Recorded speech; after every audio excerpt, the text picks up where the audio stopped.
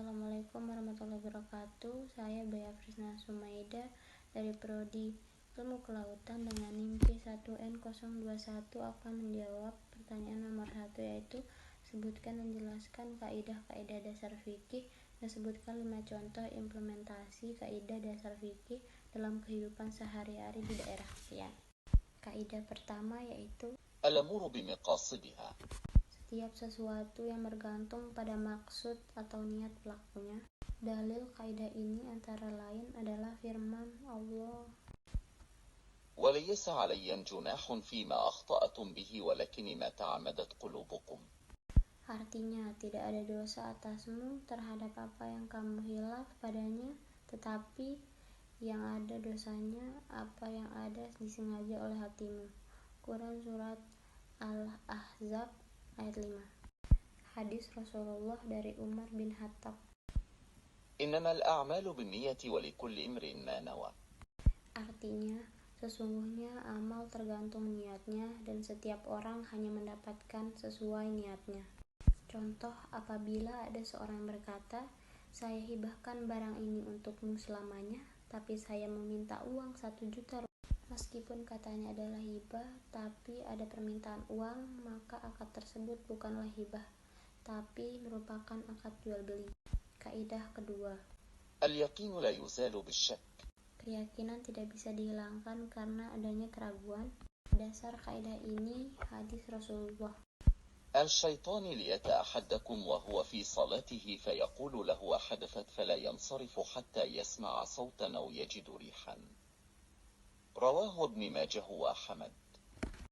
Artinya, sesungguhnya setan akan mendatangi salah satu dari kalian yang sedang melaksanakan salat, lalu berkata kepadanya, engkau telah hadas. Jika itu terjadi, maka janganlah berpindah, batalkan salat, sampai dia, orang yang salat, mendengar suara atau mencium bau. Hadis riwayat Ibnu Majah dan Ahmad. Contoh, terjadi perselisihan penjual dan pembeli. Pembeli ingin mengembalikan barang dan berkata bahwa barang tersebut seharga 15.000, sedangkan penjual berkata harga tersebut adalah 20.000. Maka yang dianggap yakin adalah harga penjual. Kaidah ketiga, المشقة تجلب التيسير. kesukaran atau kesulitan itu dapat mendatangkan atau menarik kemudahan. Hukum-hukum yang ada dalam penerapannya menimbulkan kesulitan dan kesukaran bagi mukallaf. Maka syariah meringankan sehingga mukallaf mampu melaksanakan tanpa kesulitan dan kesukaran. Kesulitan yang membawa kepada kemudahan antara lain dalam perjalanan, syafar, sakit, marid, atau terpaksa yang membahayakan kehidupan, lupa tidak tahu, kekurangan kemampuan bertindak hukum. Dasar kaidah ini adalah Quran Surat Al-Baqarah ayat 286 dan Al-Hajj ayat 78. Contoh, seorang yang meminjam barang kepunyaan orang yang dikenalnya, kemudian barang tersebut telah rusak atau hilang sehingga tidak mungkin dikembalikan kepada pemiliknya, maka penggantinya adalah barang yang sama mereknya, ukuran atau diganti dengan harga barang tersebut dengan harga di pasaran. Kaidah keempat, الضرر يزال. kemudaratan yang harus dihilangkan. Dasar kaidah ini adalah firman Allah dalam Quran Surat Al-Baqarah ayat 231 dan hadis Rasulullah, لا ضرر ولا ضرار. رواه أحمد وابن ماجه والطبراني. tidak boleh ada bahaya dan menimbulkan bahaya. Hadis riwayat Ahmad, Ibnu Majah, dan Tabrani. Contoh, larangan menimbun barang-barang kebutuhan pokok masyarakat karena perbuatan tersebut mengakibatkan kemudaratan bagi rakyat. Kaidah kelima, العادة محكمة. adat kebiasaan dapat dijadikan rujukan hukum. Dasar kaidah ini adalah firman Allah, وعاشروهن بالمعروف. artinya, dan pergaulilah mereka secara patut. Hadis Rasulullah, فما راد المسلمون حسنا فهو عند الله حسن وما روى سيئا فهو عند الله سيء. رواه أحمد. artinya, apa yang kaum muslim anggap baik, maka baik pula menurut Allah, dan apa yang kaum muslim anggap buruk, maka buruk pula menurut Allah. Hadis riwayat Ahmad. Contoh transaksi kurs mata uang, penyelesaian transaksi tersebut diadministrasikan sampai 2 hari, kemudian setelah transaksi, hal tersebut dibenarkan. Assalamualaikum warahmatullahi wabarakatuh. Saya Amira Bukis Az-Zahra Al-Bashir dengan NIM C1N021021 dari program studi ilmu kelautan akan menjawab pertanyaan nomor 2. Bentuk-bentuk maqasid syariah. 1. Maqasid syariah untuk melindungi agama. Bentuk maqasid syariah untuk melindungi agama merupakan hak memeluk dan meyakini seseorang boleh dan berhak memeluk agama yang diyakini secara bebas dan tanpa gangguan. Contoh penjagaannya adalah dengan melaksanakan sholat dan zakat. Sedangkan dari segi pencegahan dilakukan dengan jihad atau hukuman bagi orang-orang yang murtad. 2. Maqasid syariah untuk melindungi jiwa. Bentuk maqasid syariah untuk melindungi jiwa merupakan landasan dan alasan yang menyatakan bahwa seseorang manusia tidak boleh disakiti, dilukai, apalagi dibunuh. Contoh penerapannya adalah dengan makan dan minum. Sedangkan dari segi pencegahannya dilakukan dengan cara qisas dan diyat. 3. Maqasid syariah untuk melindungi pikiran.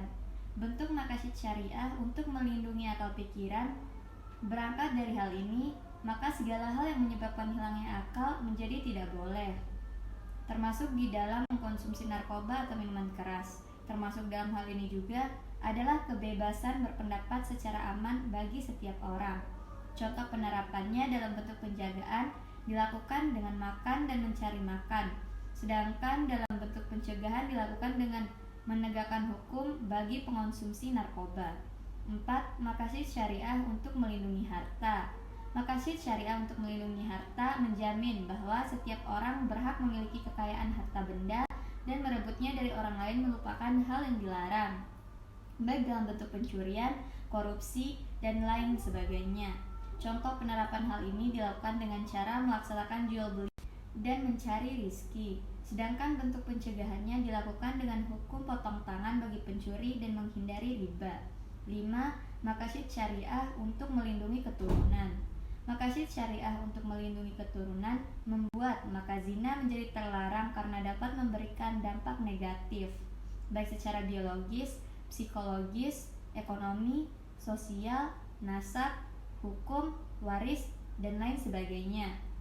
Karena itu, penjagaannya dilakukan dalam bentuk pernikahan, sedangkan bentuk pencegahan dilakukan dengan menegakkan hukum bagi orang yang berzina dan yang menuduh orang yang berzina tanpa adanya bukti. Sekian dari saya. Wassalamualaikum warahmatullahi wabarakatuh. Assalamualaikum warahmatullahi wabarakatuh. Perkenalkan, nama saya Dwi Januar Ulandari dengan NIM C1N021027. Saya di sini akan menjawab soal nomor 3. Soal nomor 3, banyak terjadi perbedaan-perbedaan dalam mazhab, baik itu akidah maupun fikih. Mengapa bisa muncul perbedaan-perbedaan tersebut? Sebab timbulnya perbedaan adalah karena adanya perbedaan dalam menafsirkan Al-Quran dan hadis di kalangan para ulama yang berdampak pada perbedaan di beberapa hukum. Seperti fikih tentunya, hukum-hukum yang berbeda membuat orang-orang muslim terpecah menjadi beberapa golongan yang menurut mereka benar. Sebutkan contoh-contoh kelompok tersebut. Yang pertama, ada Khawarij, aliran yang merupakan golongan orang yang keluar dari barisan Ali bin Abi Thalib saat menyikapi perdamaian peristiwa Takhim oleh Muawiyah. Yang kedua ada Syiah, berseberangan dengan Khawarij, aliran Syiah sejalan dengan Ali bin Abi Thalib. Yang ketiga, Mu'tazilah. Aliran selanjutnya adalah golongan yang dikenal dengan sebutan kaum rasionalis Islam karena dalam memahami sesuatu lebih berdasarkan pada akal. Yang keempat, Murji'ah. Murji'ah berasal dari kata irja yang berarti menangguhkan. Aliran ini berpandangan bahwa orang berdosa tidak termasuk kafir dan tidak kekal dalam neraka. Yang kelima ada Qadariyah. Aliran selanjutnya berasal dari kata qadar yang mampu atau berkuasa. Yang keenam ada Jabariyah. Berbanding kebalik dengan Qadariyah, aliran Jabariyah memandang bahwa manusia tidak mempunyai kebebasan dan kekuatan untuk menentukan kehendak dan perbuatannya. Yang terakhir, Ahlus Sunnah wal Jamaah. Ahlus Sunnah wal Jamaah merupakan aliran yang mengikuti petunjuk dari Nabi Muhammad SAW serta para sahabatnya. Aliran ini dalam menjalankan kehidupannya bertumpu pada Al-Quran, hadis, ijma ulama, dan qiyas. Dan kelompok mana yang menurut kalian benar, serta bagaimana kita menyikapi perbedaan tersebut? Menurut saya, kelompok yang benar adalah Ahlus Sunnah wal Jamaah. Dan cara kita menyikapi perbedaan tersebut, tapi kita harus catat dulu ya, bahwa sekalipun aliran Islam tersebut banyak, bukan berarti umat Islam tidak lagi memiliki kesatuan akidah, sistem, dan politik. Sekali lagi tidak demikian, sebab perbedaan-perbedaan tersebut tetap tidak mengeluarkan umat Islam dari ranah akidah, sistem, dan politik Islam. Di samping itu, perbedaan tersebut merupakan keniscayaan faktual dan syar'i. Karena itulah kita bisa simpulkan bahwa terjadinya perbedaan pendapat yang melahirkan ragam itu merupakan suatu keniscayaan, namun tidak berarti bahwa keniscayaan tersebut bersifat mutlak dalam segala hal. Mungkin itu saja yang bisa saya dapat sampaikan. Kurang lebihnya mohon maaf. Wassalamualaikum warahmatullahi wabarakatuh. Terima kasih. Assalamualaikum warahmatullahi wabarakatuh. Nama saya Nabila Wintari dengan NIM C1N021041 akan menjawab pertanyaan kelompok yang nomor 4, yaitu Indonesia sebagai negara dengan mayoritas beragama Islam tidak menerapkan hukum Islam dalam pemerintahannya. Apa pendapat kalian? Jelaskan dengan argumen kalian. Jadi menurut saya di Indonesia kan beragam suku, bangsa, agama, dan budaya, yang dimana meskipun Indonesia tidak menerapkan hukum Islam secara menyeluruh seperti Arab Saudi atau Qatar, namun pada dasarnya nilai-nilai yang terkandung dalam Islam juga diterapkan dalam hukum positif di Indonesia. Dan juga karena Indonesia adalah bangsa yang majemuk, Indonesia memiliki banyak beragam agama yang di setiap agama harus saling bersatu. Maka dengan demikianlah Indonesia tidak boleh menggunakan hukum Islam. Adalah jawaban saya, kurang lebihnya mohon maaf. Sekian, terima kasih. Assalamualaikum warahmatullahi wabarakatuh. Warahmatullahi wabarakatuh. Perkenalkan, nama saya Mung Zainul Bahtiar, NIM C1N021037 dari Prodi Ilmu Kelautan kelas A. Saya di sini akan menjelaskan tentang kenapa agama Islam masih eksis sampai sekarang, dan apa yang membuat agama Islam tetap eksis, dan bagaimana Islam menghadapi perubahan zaman dan tantangan modernisasi.